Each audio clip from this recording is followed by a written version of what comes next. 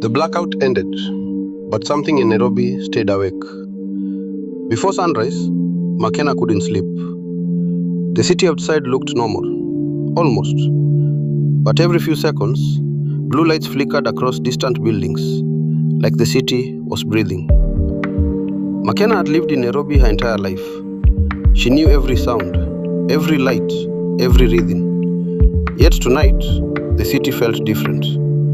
As if something ancient, hidden beneath the streets, had finally awakened. Makena walked quietly toward the living room. The apartment was silent, too silent. Then she heard it again, a rhythm, not music, not machinery, a signal. Tumabot stood beside the giant rain-covered window, motionless, watching the skyline. The blue energy beneath his metallic body was stronger now.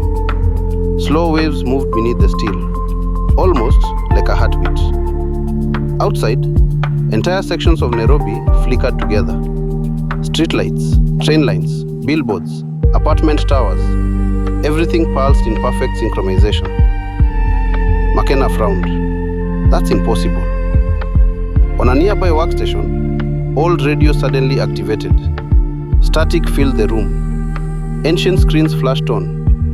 Holographic maps appeared above the table. Blue lines spread across the city map, district after district, building after building, like something was connecting them. Then the map changed. The lines stopped following roads, stopped following power grids, stopped following communication towers. They formed a pattern, a symbol. Symbols had guided humanity for thousands of years. Maps, languages, warnings, messages left behind by those who came before. But this symbol belonged to nothing Makena had ever studied. Nothing recorded, nothing known. Yet somehow, it felt familiar. Makena stared. She had never seen it before, yet somehow, it felt familiar. Behind her, Tumabot slowly turned.